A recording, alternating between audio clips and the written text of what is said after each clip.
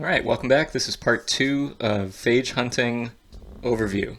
So when last we left the lab, we had taken our sample. Let's actually do a quick overview, right? We took our dirt sample, we brought it to the lab, we shook it in some broth to dislodge phage, we then spun it down to get the mud and dirt and sticks to pellet at the bottom. We then took the supernatant and we filtered it through filter paper and then syringe filters to get a filtered sample. We added our host to that filtered dirt sample. We then shook that at 37 degrees for a couple of days, and hopefully at that point any bacteriophage that could infect our host had done so and reproduced quite a lot. Then we filtered that sample to get a nice filtered enriched sample, and we did a spot test, right? So we poured a top agar with embedded host bacteria. We dropped a little 10 microliter droplet of candidate phage sample onto the plate, and then we are looking for the plates to either produce no plaque, in which case we say that's a negative result and no phage, or a nice clear area, which we call a plaque, which is good evidence that we do have bacteriophage in our sample that can infect our host. So once we get to that point, what are the next steps? Let's take a look together. Okay, so you'll remember that we now have these filtered, enriched phage samples, or candidate phage samples, in our 1.5 ml tubes. These are the ones that we enriched, and then we took them out, we filtered them through a syringe, we used it for the spot test. If our spot test returned a positive result, then we keep these things, and they're great. If it returned a negative result, then these are fancy, expensive garbage. But hopefully we got some positive results, and these are our enriched samples that we are moving forward with. So our enriched phage samples. So once we do the spot test, we know there's bacteriophage in there that can infect our Mycobacteria spegmatis, and our goal now is to characterize the phage, isolate it, make sure there's not more than one phage in that sample that can infect our hosts. So the first step is to do what's called a plaque assay. And so what we're going to do is we're going to take our enriched phage sample, and we're going to do a serial dilution, which means we're going to prepare a series of tubes, each with less concentration of the original sample. And here's how we do that. So we're going to set up, let's see, for this one, I believe it's 5 tubes. Let me draw a good tube here. That's a pretty good tube. 5 tubes, like that. And in each of these tubes, there is 90 microliters of a buffer solution. This has just got the right amount of salts and pH buffers and stuff that phage can persist in there for a while without spontaneously disassembling. So we're going to take that, and we're going to have, I think, 5 of these. So let me copy those. 1, 2, 3, 4, 5. Okay. Each of these has 90 microliters in it. So I should have just copied the text as well. That's okay. So what we're going to do is we're going to take our enriched sample, we're going to transfer 10 microliters from our enriched sample into our buffer tubes. Then we're going to mix it up so that's uniform, and we're going to take 10 microliters from there and move it into the next tube. Mix it up, make sure it's uniform. Same thing, 10 microliters into the next tube, mix it up, next tube, same thing, and into the final tube. So what this is going to do to the concentration of phage is, well, in this sample, we've got, a concentration that's equal to 1x. So whatever the concentration is, that's what it is. When we add 1 part of phage sample to 9 parts of buffer, then we have a concentration which is 1/10 x, whatever it was. So x here is the concentration of the original. When we do this one more time, we get 1/100th the concentration. We do it another time, we get 1/1000th the concentration. We do it another time, we get 1/10,000th the concentration. And we do it a final time, we get 1/100,000th of the original concentration. Writing out these fractions can be a little unwieldy, so we'll often write these in exponential form. So for this one, that would be 10 to the minus 1, 10 to the minus 2, 10 to the minus 3, 10 to the minus 4, and 10 to the minus 5. And then sometimes we might want to simplify even further when we're recording these things, maybe writing on top of tube lids, and there's not a lot of space, so we might even just write these as -1, -2, -3, -4, and -5. For our enriched one, we could call this the 10 to the 0, and therefore the 0, or sometimes we'll just call it sample, or I'm fond of calling it the OG, the original sample. All right, so this is the dilution series that we do, and so what we're trying to accomplish is to have a big range of concentrations of our phage. And the reason we're going to do that is the tests that we're doing moving forward, if the concentration is too high or too low, we won't be able to get results. And we don't know what the concentration is in the beginning, so we have to do this serial dilution to give us a big range and then test all of them. So again, the reason we have to do the big range is because the concentration originally is unknown, and we need a certain concentration for the ongoing tests. And so since we don't know what it is, we just make a wide range, and we hope that one of those is correct, and usually it is. So now that we've got these diluted samples, what are we going to do with them? We're going to do something that's kind of like the spot test, but a little different. You'll see that some of the skills apply here as well. Okay, so we've completed our serial dilution, and now it's time to do the plaque assay. So the way this works is that we're going to take these phage samples and we're going to add these each to tubes of our host Mycobacterium smegmatis. So we're going to take our host bacteria, right? This is our host bacteria, and we're going to add some phage. And we're going to do that for each of these samples. And once we've added these and mixed them, the phage is going to start attaching to our host bacteria and parasizing, infecting them, and it'll begin reproducing. At that point, we're going, after waiting, I think we wait 10 minutes or so for that attachment process to occur. Once the bacteria and the phages are attached to each other, then we add some top agar. And so again, this is kind of like the spot test. We add some top agar to all of these. Right, so we add top agar to all. And then we make plates for each of these. Okay, so we make an agar plate. I'll copy and paste so I have somewhat uniform circles. We make an agar plate for each of these, just like you did with the spot test, except with the spot test, there was bacteria and top agar mixed together. Now it's infected bacteria and top agar. So the phage is already mixed in the top agar with the bacteria. And so what we're expecting now, we're basically pouring a uniform solution of the top agar, which is just a solidifying agent, plus our infected bacteria. So some of the bacteria that we're adding to the plate will not end up infected, and some of them will, depending on the concentration of the phage in the sample.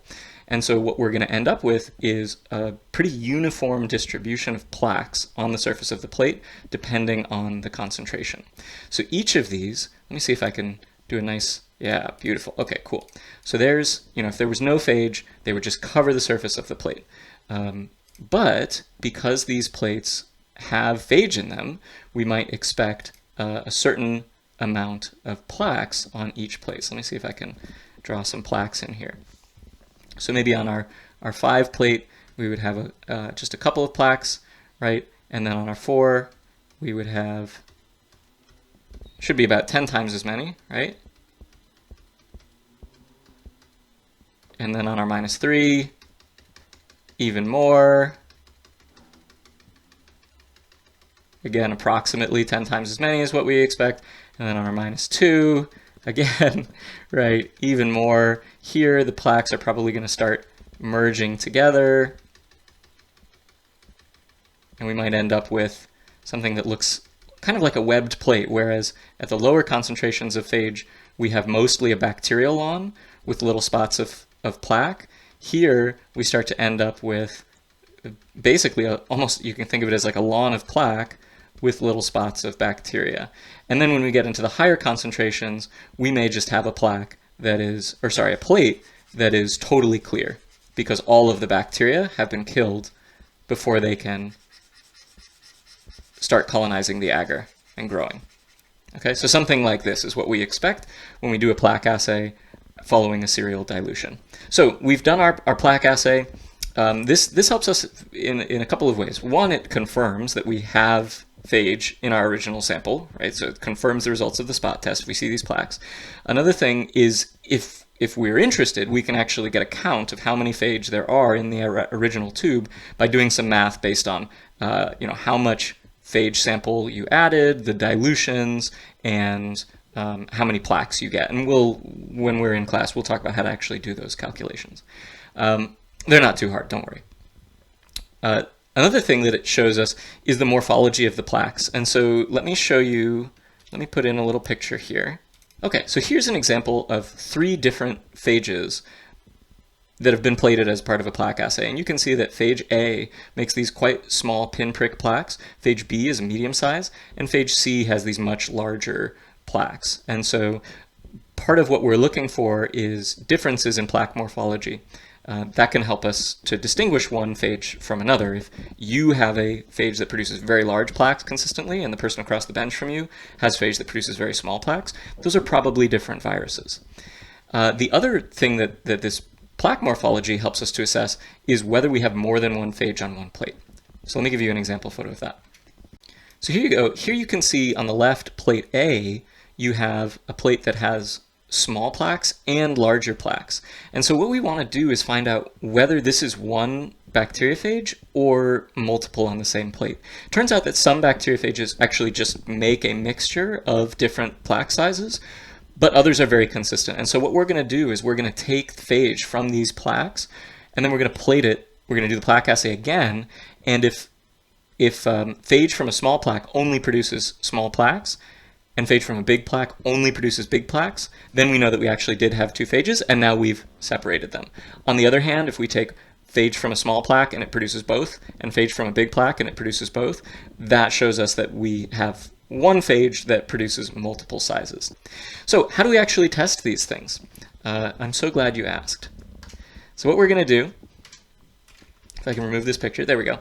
What we're going to do is we're going to take one of these plates that has pretty isolated plaques. So maybe this one, the 10 to the minus 4 plates. Let me grab that plate. So here's our plate, and here are our plaques. And so what we would do, we'll take our plate, we will find a plaque that we think is nicely isolated. This one looks good. We'll circle that one. And we pick an isolated one because the phage can diffuse a bit through the top agar, so we want to try to find a plaque that's relatively isolated, unlikely to get phage from other plaques. We're going to then take the plate. I'm going to go to a side view now. It's the side view of the plate, right? And so here's the top agar layer, there's the base agar layer, and let's say, right, that's the bacteria growing. There's the plaque in that dark area, right? Here's another plaque over here. Okay, so we're looking at our plate side on. This area where the plaque is has lots of phage. And so what we're going to do is we're going to take a pipette tip and we are just going to plunge that in straight down to the agar. We're going to push all the way to the plastic base where the base agar is. So we're going to get some base agar. That's fine. It doesn't matter. Pushing it all the way down helps to kind of force the agar into the tip of the pipette. And so what we end up with is our pipette tip. And our pipette tip should have a very small, maybe 2 or 3 millimeters tall plug of agar in it, and that's our phage, or it's our sample for moving forward. So the agar plug that contains phage, and it should have quite a few particles. So then we're going to take that plug. We're going to do another round of serial dilution, because again, the next steps are sensitive to concentration, but we don't know how many phages we actually have in that plug, so we have to do a serial dilution so we cover the range and end up with at least one tube that has the right concentration for what we're doing. Then we're going to do the plaque assay again.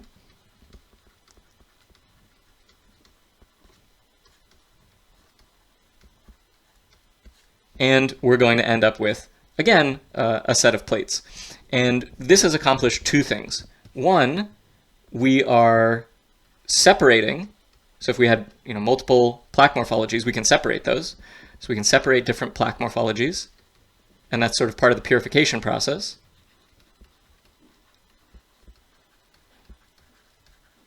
And then we're going to do this even if you only have one plaque morphology on the plate.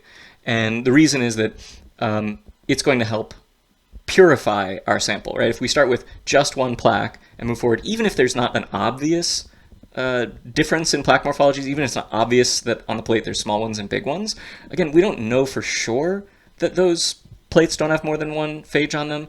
So if we pick just one plaque and then move and do the assay again, in theory, we're going to be leaving behind any other phages that might be on that plate. So this is also about purifying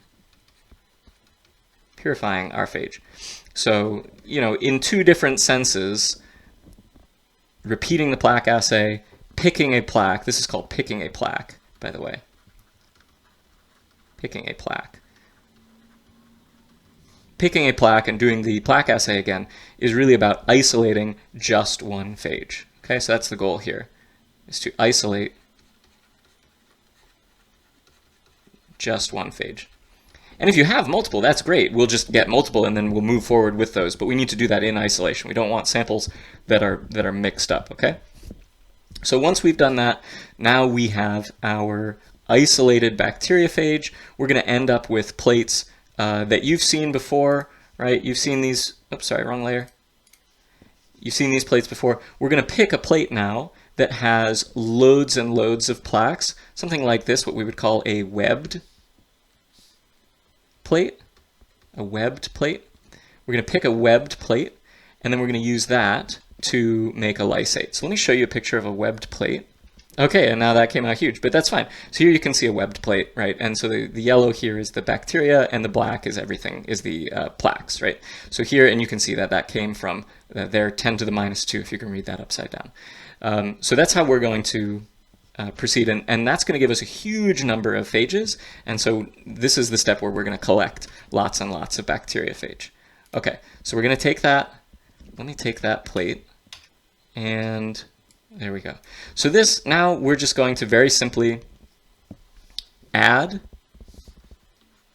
buffer solution to the top of the plate, and then we are going to basically gently rock that solution over the surface for a period of time. It can be hours to overnight. So I'm going to say something like 2 to 24 hours. I forget exactly how long we're going to end up doing it. We're just going to gently rock that buffer back and forth, and that's going to allow a lot of the phage in the top agar to diffuse into the liquid, and then we're going to aspirate that liquid or pull up in a pipette that liquid, and that will be our phage lysate. Our phage lysate. And we'll do a test. I'll talk a little bit more about the process of testing, but we'll do a test that's very similar to the plaque assay, called a spot titer. It's sort of like a cross between the spot test and the plaque assay. It's just a quick way to get a reading on the number of phages here, but we're going to be looking for phage concentrations here somewhere between 10 to the 7 to 10 to the 11th plaque forming units per milliliter. Plaque forming unit is not exactly equivalent to one virus particle because not all virus particles are successful in forming plaques, but it's basically saying how many plaques will you make per milliliter of phage sample. So that's PFU, and we'll talk more about that unit in class. We want higher end as much as possible because our next steps are going to involve DNA extraction and further purification, and so that's going to benefit from having as high a concentration as possible. So we're going to keep our fingers crossed, we're going to pick our webbiest plates and hope for the best. So this takes us up to the point where we've got a concentrated solution of phage lysate that contains just one phage, and we're now in a good position to move forward to DNA extraction, DNA sequencing or restriction digest for characterization, electron microscopy, any other kinds of investigative work that require that purified, highly concentrated phage. Now we're ready for them. So I hope that this was helpful. Next time we'll talk about DNA extraction, electron microscopy sample prep, and all the really exciting things that we can do now that we have pure concentrated phage. See you next time.